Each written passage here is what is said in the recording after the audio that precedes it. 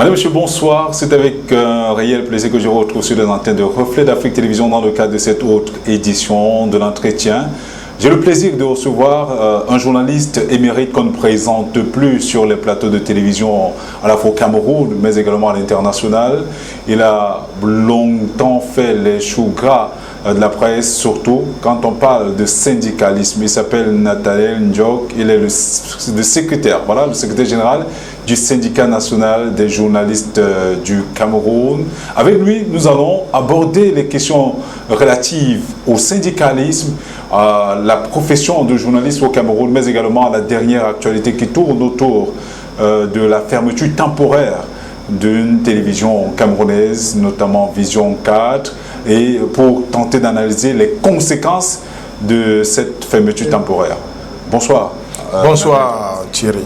C'est un plaisir de vous recevoir sur notre plateau de l'entretien. Moi-même, c'est un très grand plaisir de me retrouver sur la chaîne Reflet d'Afrique, qui est une chaîne qui monte et très respectée au regard de la qualité de ses programmes. Alors, comme je le disais tout à l'heure, vous êtes le secrétaire général du syndicat national des journalistes du Cameroun. Quelle est la dernière actualité autour de ce syndicat de journalistes? Oui, vous savez, le syndicat a pour vocation de défendre les droits des travailleurs. Et le syndicat national des journalistes du Cameroun a la mission de défendre les travailleurs des médias au Cameroun. Et donc, comme vous le savez, nous avons deux grandes actualités.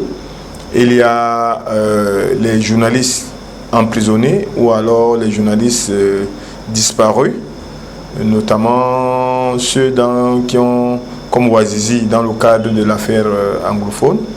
Et nous avons la dernière actualité qui est la fermeture du groupe Anecdote, dont Amplitude Radio, Vision 4 et le journal Anecdote.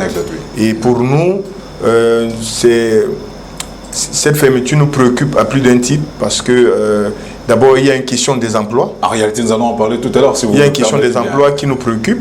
Donc, et puis il y a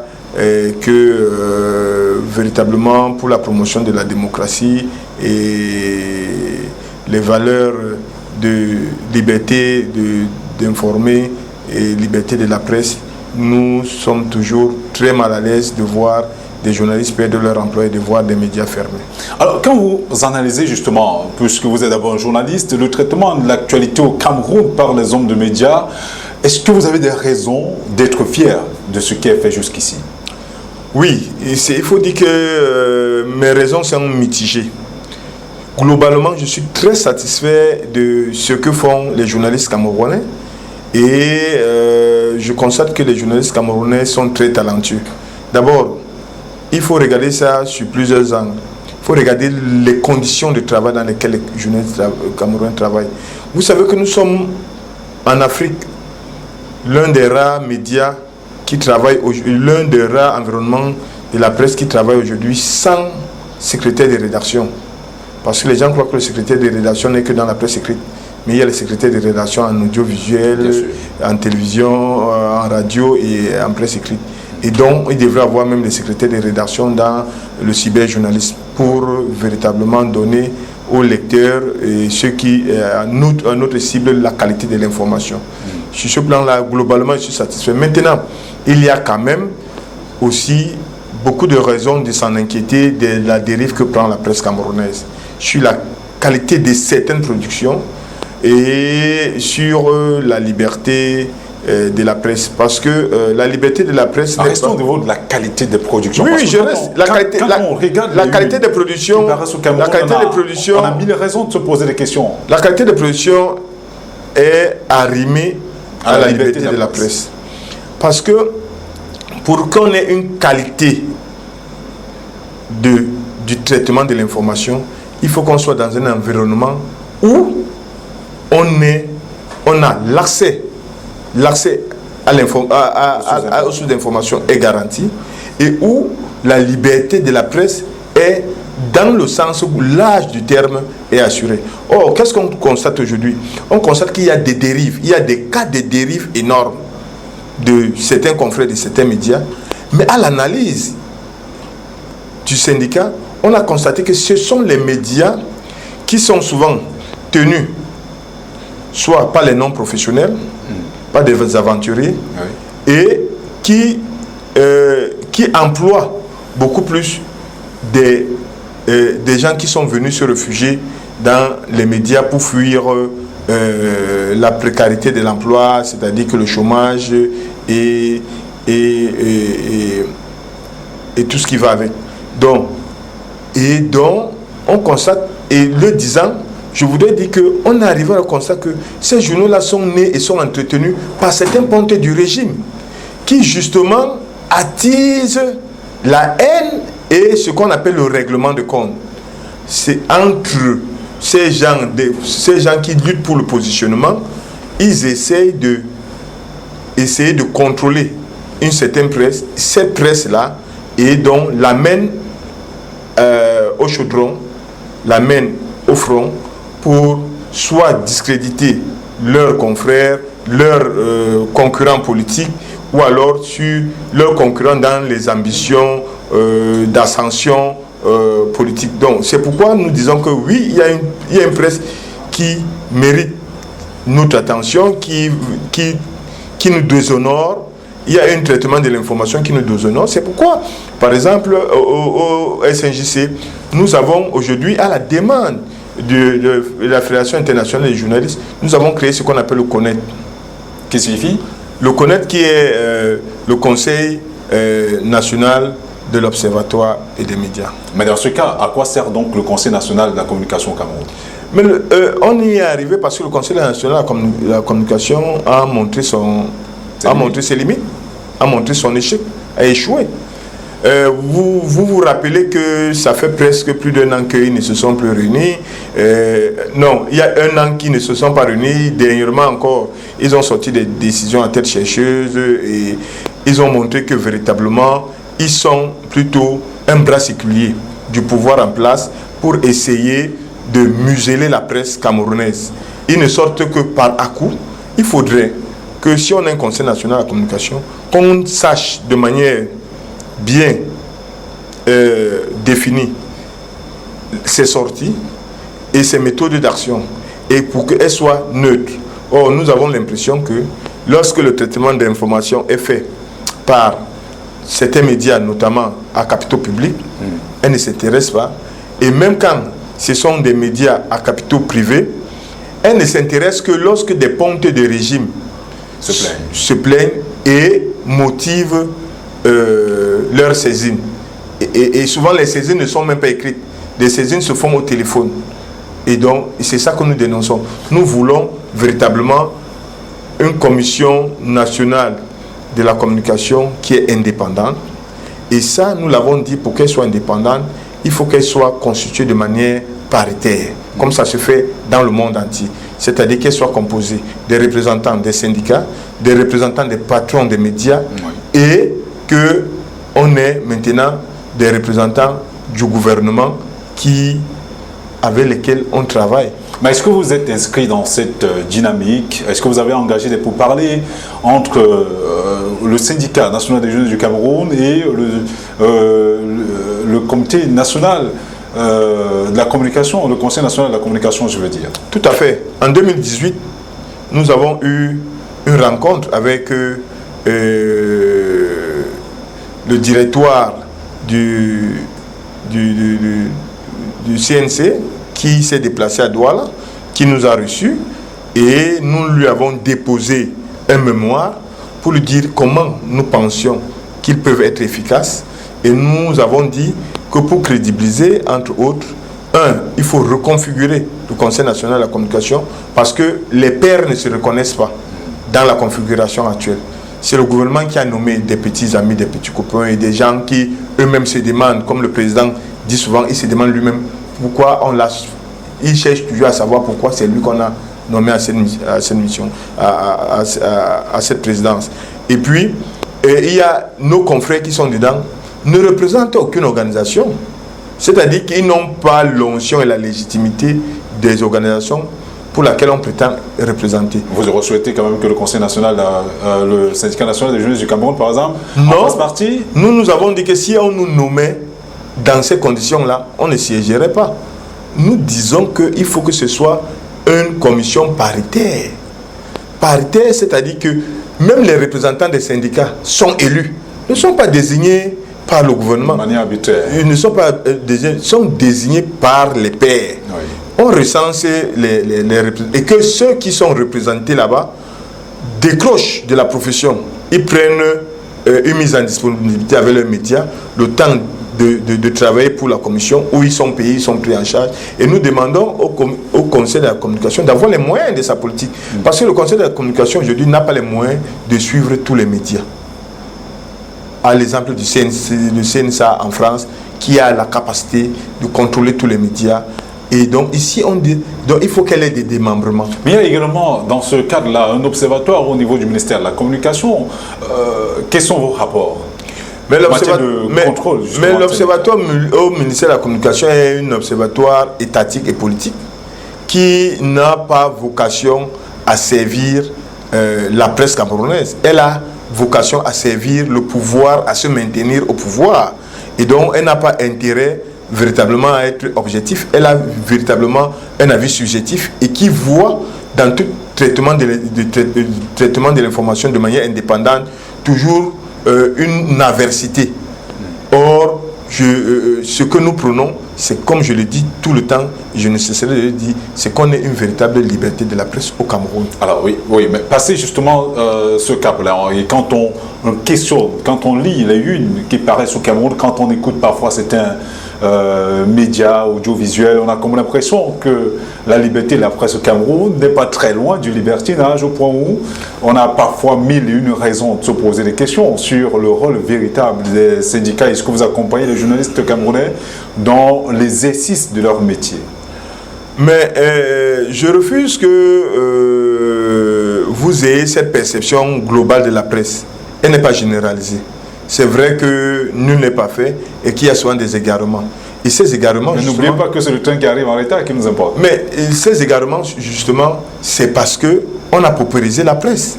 Et c'est pourquoi je vous disais que le système en place fait tout pour que la presse camerounaise ne soit pas libre, ne soit pas crédible et ne soit pas indépendante.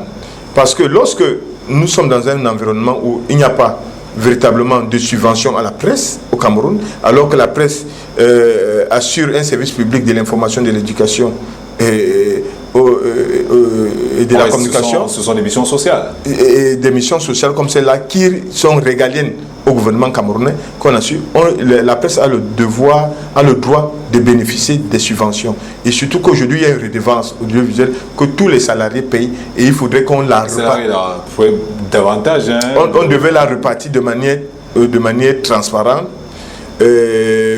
Pas proportionnelle, mais de manière transparente, nous disons, et nous pensons que la subvention doit être légiférée à l'Assemblée nationale. Elle ne doit plus être à tête chercheuse où, vous savez, la redevance audiovisuelle, la CATV prend entre 24 et sur les 25 millions qu'elle produit annuellement, on donne à la CATV entre 14 et 18 milliards, on donne une autre partie à Cameroun Tribune, et que la presse privée, la presse indépendante, elle ne bénéficie de rien. Et quand on veut donner, on donne ce qu'on appelle l'aide à la presse, qui est du menu frétin, qui est 150 millions. Autre, je crois le plus grand montant était 250 millions. Et quand on veut la répartir, on la répartit aux petits copains. On trouve qu'on répartit souvent au salon de coiffure.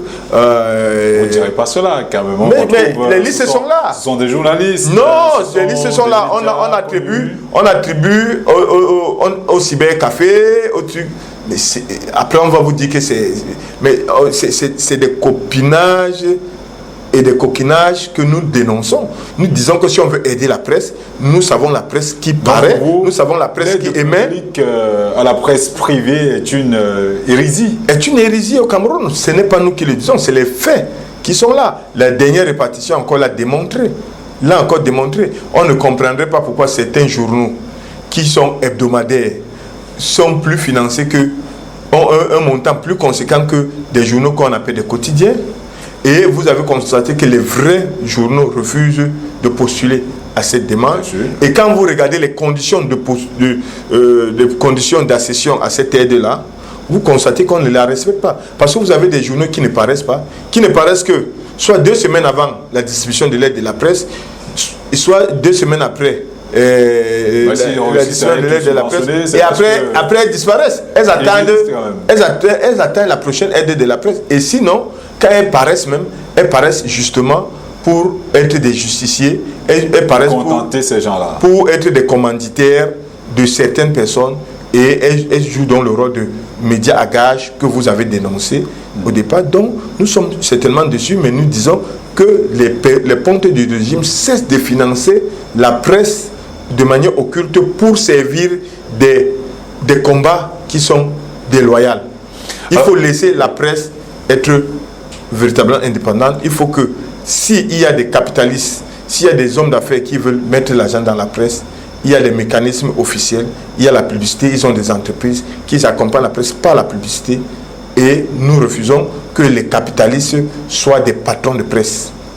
Et des patrons de presse, parce que ça encore, c'est essayer de caporaliser et de ligoter et de museler la presse d'une autre manière. Alors, quand vous regardez justement le fonctionnement des journalistes au Cameroun, je préfère d'abord qu'on s'intéresse directement au syndicat national des journalistes du Cameroun, parce qu'il n'y a pas que le syndicat national des journalistes du Cameroun. Sur le plan de l'occupation spatiale du terrain en matière de syndicalisme dans la corporation, quelle peut être la place du syndicat national des journalistes du Cameroun? Vous avez déjà combien de membres actifs, c'est-à-dire carte à main, et quelles sont vos actions auprès de ces membres-là? Mais il faut dire que, sans prétention, vous savez que le syndicat national des journalistes du Cameroun est le seul syndicat qui est sur le terrain, alors qu'il en existe énormément. Il y a le syndicat de l'audiovisuel que gère notre ami Henri Fourceau. Oui. Il y a le syndicat, le CIGEC, qui est mort, dont le camarade Gante s'est exilé aux États-Unis aujourd'hui. Ça, c'est ce qu'on reconnaissait sur le plan de la presse. Aujourd'hui, il y a le CIJAC. Après ça, à la CIATV, il y a 2 syndicats. À Cameroun Tribune, il y a un syndicat qui est beaucoup plus dans le secteur de la reprographie. Et nous disons que, et c'est pourquoi nous avons mené des combats pour entrer à Cameroun Tribune, à Macacos. Aujourd'hui, nous avons des membres, et je crois que nous avons mené des combats dans les règles de l'art et dans les missions que nous donne la loi pour défendre les journalistes et pour défendre les travailleurs. C'est pourquoi chaque fois que dans un média, il y a les emplois qui sont menacés, nous intervenons. Nous ne sommes pas un syndicat pour défendre les employeurs ni les patrons. Les patrons ont le devoir et le droit de créer un syndicat de patrons ou un regroupement de patrons. Je peux répondre à ma question. Vous avez à peu près combien de membres? Mais il faut dire que au dernier mandat, nous avions 1500 membres. Nous avions 15 délégués du personnel dans l'ensemble du territoire. Et ça, le ministre du Travail avait apprécié ce travail remarquable, parce que pendant plus d'une vingtaine d'années, depuis que la presse existe, la presse n'avait pas eu de délégués personnels. Les patrons s'offusquaient, s'opposaient, et nous avons mené un combat pour que depuis 2012, il commence à avoir des délégués personnels dans la presse. Et nous avons déjà fait 2 à 3 mandats de délégués du personnel que nous avons instaurés dans la presse. On continue à voir des réticences. C'est comme ça qu'on regarde l'importance d'un syndicat. Ce n'est pas simplement au-delà de ses membres. Alors vous êtes satisfait jusqu'ici? Non, nous ne sommes pas entièrement satisfaits, parce que nous voulons, même si nous n'avons pas les délégués du personnel dans tous les médias, nous souhaitons que tous les médias organisent les élections des délégués personnels, parce que, comme le dit le Code du travail, ça permet de mettre la plateforme du dialogue social en entreprise, et ça évite les crises qu'on observe et les grèves. Parce qu'il faut dire que le syndicalisme aujourd'hui n'est plus un syndicalisme de combat, c'est un syndicalisme de dialogue pour la construction et l'amélioration des conditions de travail. Or, pour qu'on arrive à la grève, au combat, c'est un long processus. Oui. Il faut vraiment qu'on épuise toutes les étapes de négociation et de dialogue, et qu'on sente que le patronat s'est arbouté pour qu'on arrive aux grèves et à toutes les manifestations qu'on connaît. Donc le syndicalisme aujourd'hui n'est plus un premier degré, un syndicalisme. Donc les patrons n'ont pas à avoir peur. Au contraire, lorsque vous avez une plateforme de dialogue social à l'interne, vous permettez d'atténuer les crises et vous permettez de régler beaucoup de problèmes en interne sans que cela ne se sache à l'extérieur, parce qu'on appelle ça laver le linge sale en famille. Et c'est cela. Donc aujourd'hui, depuis le dernier congrès de février 2019, nous sommes dans un nouveau mandat de 3 ans. Nous avons mené notre campagne. C'est qu'à l'époque, nous avons voulu montrer notre force de représentativité. Nous avons mis 500 membres. Et au sein de nos membres, nous avons eu des dérives que vous avez constatées, et des gens qui avaient des comportements peu orthodoxes, et des gens qui ne remplissaient pas les conditions d'être des journalistes ou des travailleurs de médias, des gens qui avaient usurpé, mais qui avaient eu des cartes parce qu'ils se sont retrouvés, ils justifiaient leur présence dans un média. Nous avons donc, dans cette mandature-ci, depuis 2019, mis des critères, un tamis, où on n'accepte plus tout le monde. Il faut véritablement montrer patte blanche pour être admis dans le syndicat. Et c'est ce qui fait qu'aujourd'hui, nous sommes à presque 800 membres, parce que nous refusons, et beaucoup qui sont frustrés sont donc allés créer des syndicats que vous citez aujourd'hui. Nous les souhaitons bon vent, nous sommes prêts à travailler avec eux, le temps qu'ils nous montrent qu'ils sont véritablement des vrais syndicalistes. Le syndicalisme ne se décrète pas. Le syndicalisme, c'est une culture. C'est une culture et c'est sur le terrain de l'action. Nous autres, nous sommes syndicalistes parce que nous avons été formés par Feu Sombès, qui nous a formés. Nous avons fait des séminaires au Cameroun et à l'international pour être à ce niveau-là. Et on refuse que quelqu'un dise qu'il est syndicaliste et n'ait jamais lu le code du travail et ne sache pas que voici les avantages et les inconvénients qui sont imposés au code du travail. Les gens, aujourd'hui, on voit des syndicats qui se prononcent en faveur de la nomination d'un ministre, de l'élection d'un député, et je ne sais pas quoi, qui s'engagent dans des choses politiques. Ce n'est pas ça le rôle d'un syndicat. Le syndicat des travailleurs est là pour défendre la cause des travailleurs. Elle n'est pas là pour défendre la cause. Je vois des syndicats qui défendent le patronat. Nous ne défendons pas le patronat, mais nous défendons les emplois. Mais justement, en termes d'accompagnement, qu'est-ce que le syndicat national des jeunes du Cameroun fait pour accompagner les hommes de médias au quotidien dans l'exercice de leur profession?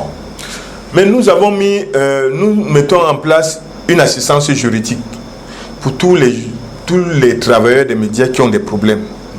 En dehors de ça, nous organisons tout le temps des séminaires de formation des journalistes sur le traitement de l'information, sur l'évolution du traitement. Je crois que nous avons déjà accueilli près de 5 séminaires internationaux. Le dernier en date, c'était sur la culture de la haine, où on démontrait qu'un journaliste doit éviter d'utiliser les mots comme ambazonien, anglophone,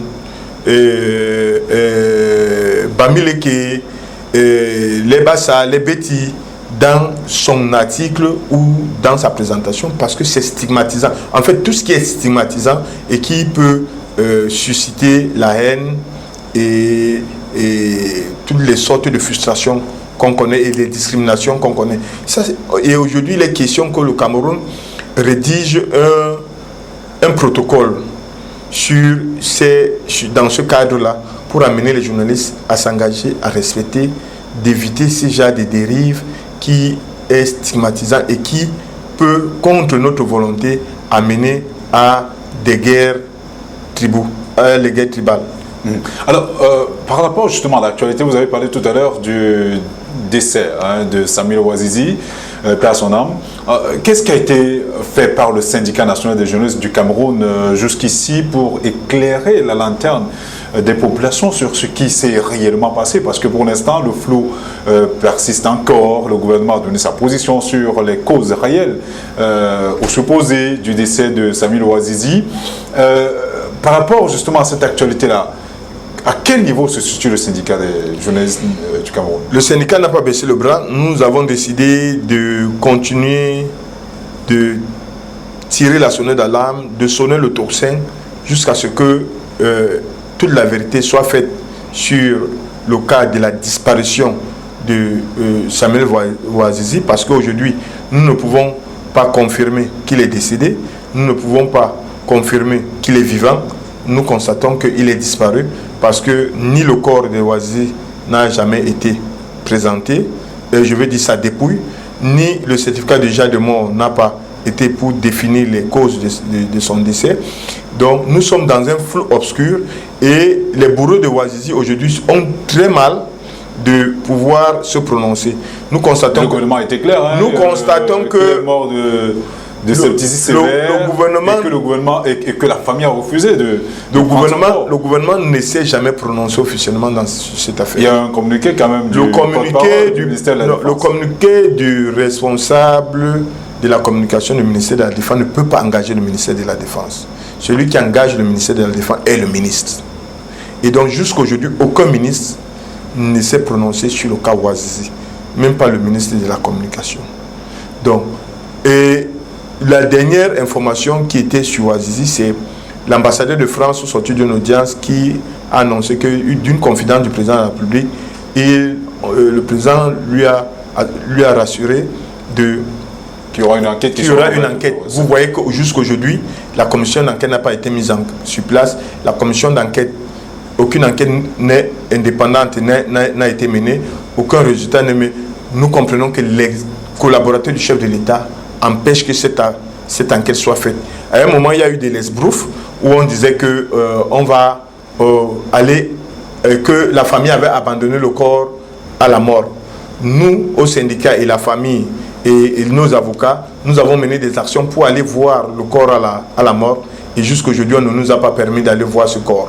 Et donc, nous sommes convaincus que cette dépouille-là n'existe pas. Cette dépouille n'existe pas. Et donc, tout ce qui est dit autour de la mort de Ouazizi n'est que des spéculations, n'est que de la distraction. Et le gouvernement essaie de faire dans le dilatoire pour nous amener à oublier cette situation d'un confrère qui a disparu.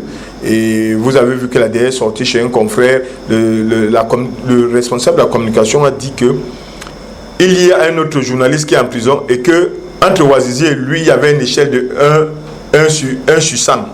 Donc vous comprenez que Ouazizi n'était véritablement pas celui qu'on a présenté. Et donc, aujourd'hui, c'est un aveu, entre parenthèses, pour montrer qu'en fait, ils se sont trompés sur Ouazizi. Et nous estimons simplement que si Ouazizi a disparu, c'est simplement parce qu'on a essayé d'obtenir des déclarations sur Ouazizi par la force et que sur lesquelles il ne pouvait pas, les déclarations qu'il ne pouvait pas faire, et certainement il en est mort et on a préféré faire disparaître sa dépouille pour que ça reste une disparition, parce que rien ne prouve qu'aujourd'hui on a des éléments. En tout cas, vous avez vous avez vu que notre confrère Foumounio, qu'on a accusé aussi d'être alors l'un des plus grands journalistes collaborateurs avec les terroristes, qui à l'échelle des 100, on a vu qu'il a fait une déclaration pour dire qu'il portait plainte à ce communicateur. Donc c'est pour dire que le communicateur ne peut pas engager le régime, et nous comprenons que le régime est prudent par rapport aux affaires de Garbout, où des ministres se sont gourés, ont fait des sorties et les enquêtes les ont confondus. Et donc aujourd'hui on a peur, les ministres ont peur, les membres du gouvernement responsables ont peur de se prononcer, et ils ont donc envoyé à l'échafaud un responsable de la communication qui ne représente rien. Qui représente quand même quelque chose. Non, qui ne représente rien sur le plan officiel. D'accord. Sur le plan officiel. Okay. Et voilà, cela m'amène justement à vous poser une question simple avant d'aborder le dernier aspect qui tourne autour de la fermeture temporaire d'une chaîne de télévision privée au Cameroun, Vision 4, pour la nommer. Quel est l'état, selon vous, en tant que syndicaliste, en tant que journaliste également de profession, l'état des libertés de la presse au Cameroun?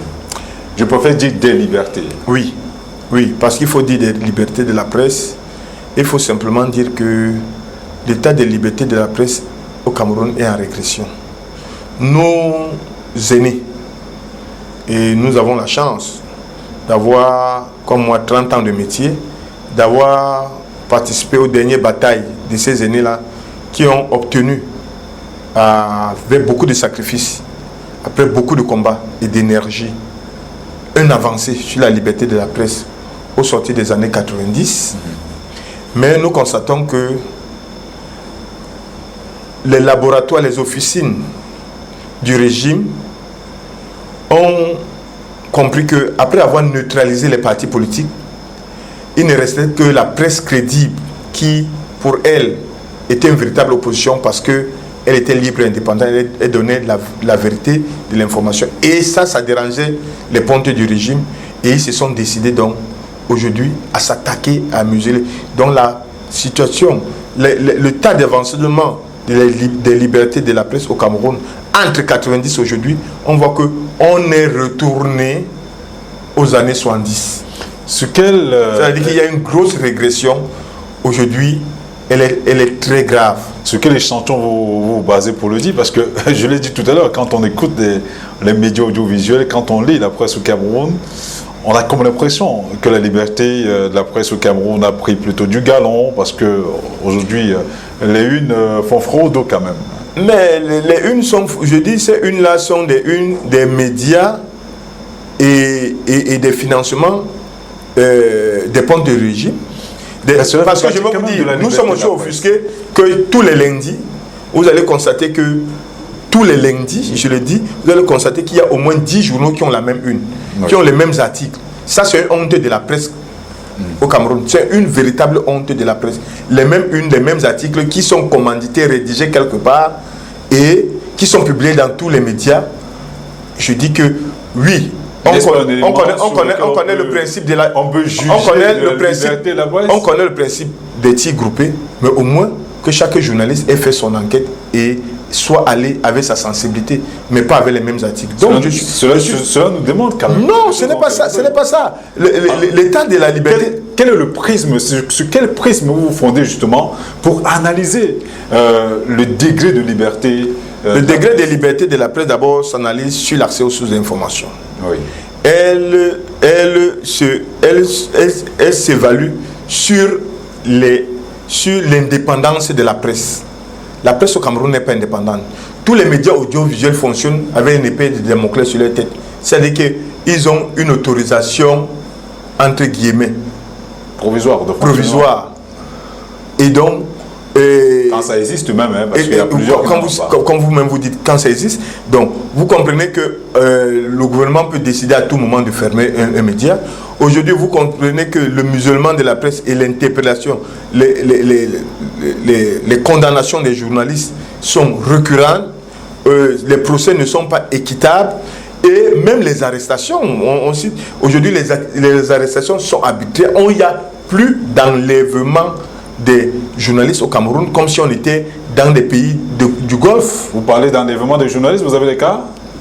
Le cas Fomonio qu'on vient d'enlever, le cas Ouazizi qu'on a enlevé tout récemment, et nous avons au moins pour nos confrères qui travaillent et qui résident dans le nord et le sud-ouest, nos sections syndicales, dans notre fichier de recensement, il y a une dizaine de cas qui ont été enlevés, et c'est vrai, après ils ont été remis en liberté. Il y a beaucoup sur qui pèsent aujourd'hui des procès. Pourtant, le chef de l'État, au sortir du dialogue social, avait disgracié ou alors avait levé les poursuites judiciaires sur plusieurs affaires, et donc ceux-là devraient bénéficier, mais on trouve encore qu'il y a des confrères au nord-ouest qui continuent à être convoqués devant les tribunaux pour le traitement des informations qui datent sur les affaires de la crise anglophone. Mais il y a certaines choses qui laissent justement croire que certains de ses confrères aggravent ces faits pour avoir mauvaise presse au sein du landerneau politique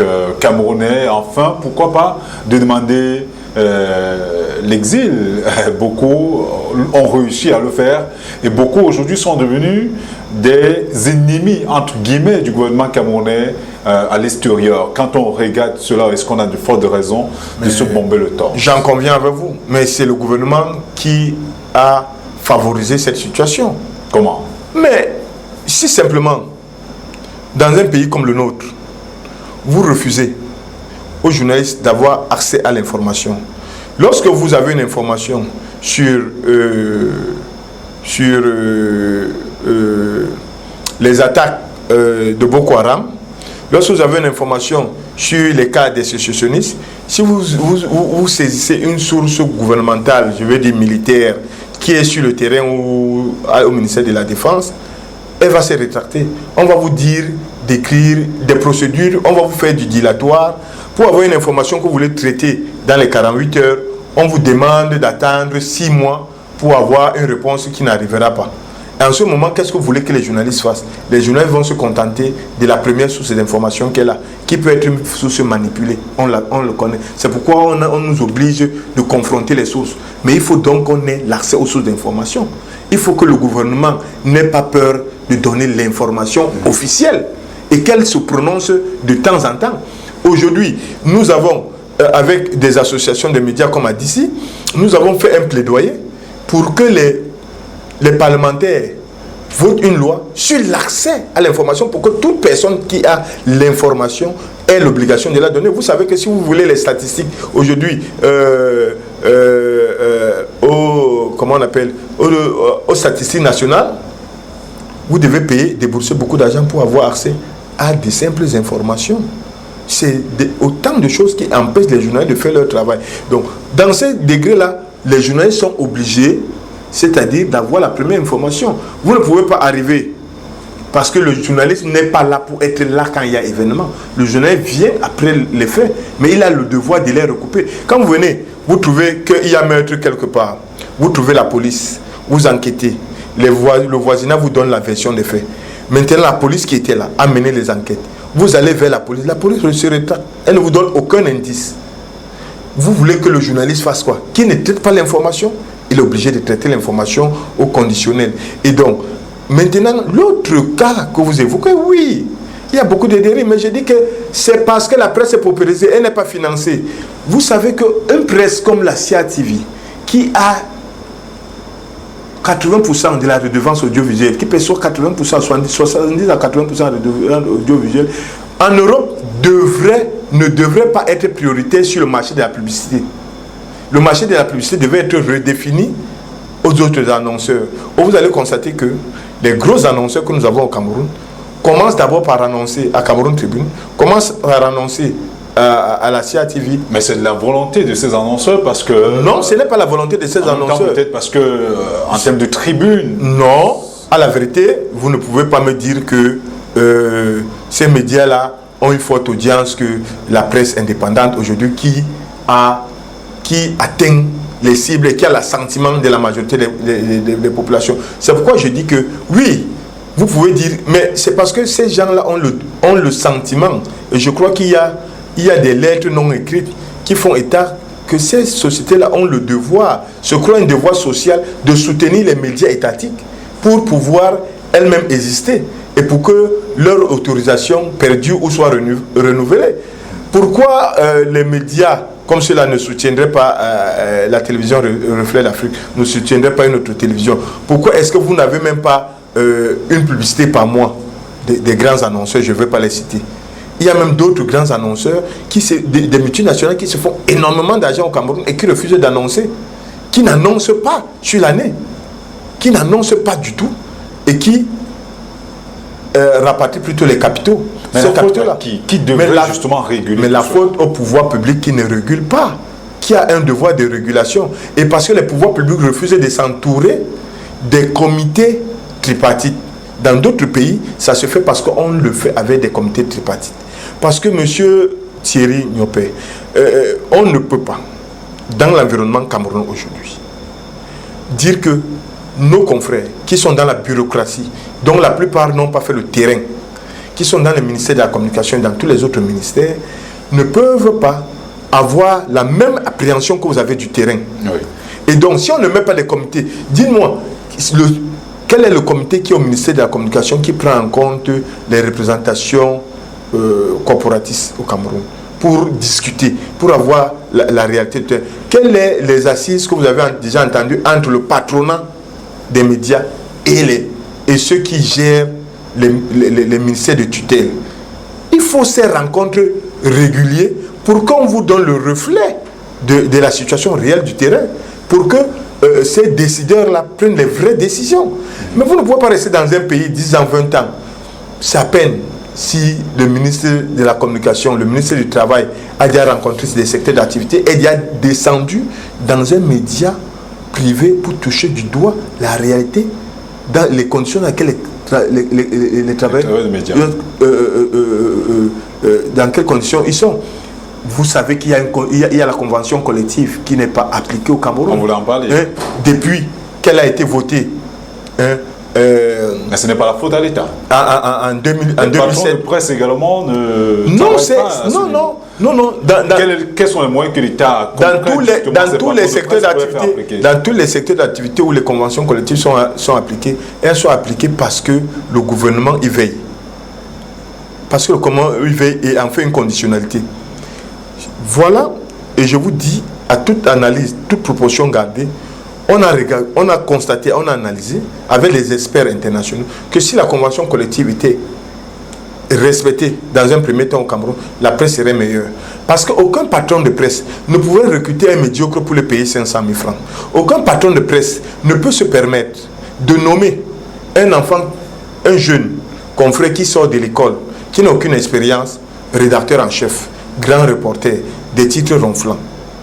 Il y a dans la convention collective définit un profil de carrière et qui définit comment on arrive là. Oui. Et ça aurait permis la qualité et même dans le recrutement. Lorsque vous savez que quand un journaliste entre, il doit être payé à tel montant. Aucun patron ne prendrait un nulard pour le payer 200 000 francs dès à l'entrée de la profession. Donc il y aurait un tamis comme un tamis conventionnel qui se ferait naturellement. Or aujourd'hui, les gens recrutent n'importe qui, le cousin, le voisin, ceux qui ne sont pas appropriés. On va vous dire que vraiment au quartier, ils bavardent bien et puis il se retrouve dans une télévision et où on le paye 50 000 francs le salaire le mois et ces 50 000 francs qui ne sont pas réguliers. Et vous voulez quelle qualité de la presse? Et ça, pour réguler ça, c'est le gouvernement qui doit veiller à ça. Je dis qu'il faut un cahier des charges. Il faut qu'on cesse que les médias de presse écrite aujourd'hui continuent à être des médias où que les gens marchent avec des médias dans les mallettes. Oui. C'est-à-dire que vous savez qu'au Cameroun, il y a près de 500 journaux, mais vous savez qu'il n'y a pas 10 journaux qui ont des sièges. Vous pouvez dire que je m'en vais dans tel journal et dire que voilà, le siège de tel journal est situé à tel endroit. Donc, on ne peut pas avoir 500 journaux et que vous avez 490 qui sont dans les mallettes et qui fonctionnent. C'est pourquoi, même quand les sanctions du CNC arrivent, on ne peut pas les appliquer parce qu'on ne peut pas les appliquer parce qu'on ne sait pas où les retrouver. Et très souvent, on n'aide pas les syndicats, les corporations à pouvoir faire un répertoire des journalistes qui permettent d'accompagner l'action du gouvernement dans la sanction. Parce que, vous voyez, aujourd'hui, on sanctionne un journaliste, après on vous dit que ce journaliste-là n'existe pas. Le même journaliste commence à écrire avec des pseudonymes. Alors que nous, si on était associés, nous, dans la presse, on saurait que celui qui signe avec tel nom, c'est un pseudonyme, et il est sanctionné, et on doit lui retirer la carte de presse. Et ça aurait permis que sur le plan, chaque fois qu'un journaliste prend la plume pour écrire un article, il réfléchit pas 4 fois. Et même lorsqu'il est commandité, ce qui est condamné par la charte de Munich, même s'il est commandité par son patron, il refuse d'appliquer son patron. C'est un peu comme aujourd'hui, vous savez que dans les forces armées et police aujourd'hui, parce que les droits de l'homme sont entrés dans les forces armées et police, un chef ne peut plus dire à un subalterne tire sur celui-là ou bastonne-le. Vous allez voir le subalterne se rétracter et dire... Le journaliste peut évoquer la clause de conscience. C'est ce que je disais, que la charte de Munich nous protège. Donc c'est pour dire que, dans les conditions aujourd'hui de paupérisation de l'emploi, quand on dit à un journaliste que, le patron dit à un journaliste que fait un article laudateur sur tel, il le fait. Fait un article incriminant sur l'autre, il le fait. Et souvent même, et sans avoir la peine de recouper. Et quand c'est le patron qui commence à vous dire de faire des choses que vous ne recoupez pas, vous voulez que le journaliste prenne à quelle culture? Le prochain article où il n'est plus commandité par le patron, il va le faire comme le patron l'exige souvent. C'est-à-dire qu'il ne va pas équilibrer les sources d'information. Quelle est votre position au niveau justement de la dépénalisation des délits de presse? Mais nous sommes pour la dépénalisation des délits de presse. Mais nous sommes pour que les délits de presse au Cameroun, on ait ce qu'on appelle une sanction des pairs. Parce qu'une sanction des pairs, en Europe, qu'est-ce qui se passe? Quand vous avez fauté, lorsque la commission nationale de l'observatoire ou de la carte de presse s'est réunie, on vous retire votre carte de presse. Et quand votre carte de presse est retirée, elle est sûre de tout le monde, vous ne pouvez plus travailler. Et les cartes de presse sont données de manière consensuelle. Or, vous-même, vous savez, aujourd'hui, les problèmes avec la carte de presse étatique, on a toujours dit que la commission de la carte de presse doit être paritaire. Si elle était paritaire, c'est parce que vous, Thierry, vous sauriez que le gars qui est à la commission de la carte de presse, il a ton assentiment, tu l'as voté. Tu lui as donné un mandat d'1 ou de 2 ans. Et 2 ans après, on renouvelle. Parce que la sclérose amène des petits copinages. Et ça fait qu'on renouvelle ces personnes-là. Et ça permet que si tous les syndicats, pas le SNJC, tous les syndicats ont un représentant à cette commission. Les patrons de presse, leur organisation a un représentant à cette et le gouvernement, par le ministère de la Communication, a un représentant à cette commission. Vous comprenez que le travail se fait de manière intelligente, de manière impartiale. Mais tant que ça va fonctionner comme ça va fonctionner, personne ne se sent obligé de prendre la carte de presse. Il a perdu toute sa crédibilité. Et aujourd'hui, la seule carte de presse qui est crédible, c'est la carte de presse offerte par le SNJC. Allez, on ne fait aucune publicité, allez voir ça dans l'émission diplomatique. Je peux vous dire que nos confrères des presses à capitaux publics, lorsqu'ils veulent voyager, lorsqu'ils ont une mission, ils se précipitent à venir prendre la carte de presse et ça les aide à obtenir des visas. Et ils savent que quand ils sont en Europe, nos confrères là-bas, nos organisations les reçoivent, les facilitent le travail parce qu'ils ont cette carte-là. La carte, leur carte et de leur employeur et étatique n'est pas crédible sur le plan international. Pourquoi? Ce n'est pas parce que le SNJC a une particularité, c'est tout simplement parce que le blanc, c'est que chez nous, c'est le syndicat qui délivre la carte de presse. Ce n'est pas l'État. Et donc, si on voit une carte de presse délivrée par le syndicat, on est convaincu que le syndicat c'est les pairs, c'est eux. Donc, ils se reconnaissent en ce journaliste-là. Ce n'est pas une affaire que c'est le ministère qui distribue. Nous avons plein de cas de journalistes qui se sont retrouvés en Europe, qui se sont retrouvés dans les aéroports où ils ont eu des problèmes d'entrer dans le territoire. C'est la carte de presse. Parce qu'ils se sont amusés de sortir les cartes de presse professionnelles, ceci, cela, de leurs médias. Ils ont été bloqués pendant 24 heures. C'est lorsqu'ils ont sorti la carte de presse du syndicat. Ils se sont vus. Beaucoup ont obtenu, et c'est même pour ça qu'on a mis de tamis, beaucoup ont pris des cartes de presse, obtenu des visas pour aller en Europe, et qui sont restés, ils ne sont pas revenus. Ils discréditent la profession. Donc aujourd'hui, on est un peu plus regardant dans la distribution de la carte de presse. Alors on se parle là. Du SNJC. D'accord, merci. On se parle là. La dernière actualité de la Baudion, en entame de cette émission, tourne autour de la fermeture provisoire d'une chaîne de télévision qui avait pignon sur rue. On ne dira pas le contraire ici. Comment avez-vous accueilli cette actualité-là, déjà à votre niveau? J'ai été très choqué par la manière cavalière avec laquelle la fermeture est arrivée. Elle est arrivée de manière arbitraire, en violation de toutes les dispositions de loi portant Code du travail au Cameroun, qui précise que d'abord, dans son préambule, le gouvernement a le devoir de préserver les emplois au Cameroun. Et donc, de ce fait-là, aucun employeur qui s'est décidé de créer son entreprise n'a le devoir de fermer son entreprise à son coup de tête. Il y a toute une procédure. Maintenant, j'ai constaté que cette procédure-là n'a pas été respectée. C'est-à-dire que la plateforme du dialogue social, il faut constater pourquoi on ferme une entreprise. Une entreprise ne se ferme pas parce qu'on dit qu'on veut la restructurer. Il y a des conditions prévues par le Code du travail pour fermer une entreprise. Il y a des conditions économiques. La restructuration n'est pas une raison économique et n'est pas une raison de fermeture d'une entreprise. Et tout cela se passe sous l'arbitrage et sous le constat d'un inspecteur du travail. Et après qu'en interne, la plateforme de dialogue social est débattue. Je vous donne un exemple. Si le patron estime que c'est pour des raisons économiques, par exemple, la plateforme du dialogue social où il y a soit les délégués du personnel, soit les délégués d'entreprise, peuvent arriver à décider qu'ils acceptent la réduction des salaires. Je vous donne un exemple plus que tout le monde sait parce que c'est populaire. Quand il y a eu la crise sur le Covid-19, vous avez vu que dans les clubs européens, les professionnels dans certains clubs, même à NBA, ont décidé de réduire leur salaire pour permettre au club de supporter les charges et pour que le club qui est l'entreprise, parce que là-bas c'est des entreprises, survivent. Donc la plateforme dialogue social peut arriver à cette conclusion-là. Nous réduisons les salaires ou alors nous mettons les camarades en chômage technique, le temps de redresser l'entreprise et on connaît les conditionnalités du chômage technique.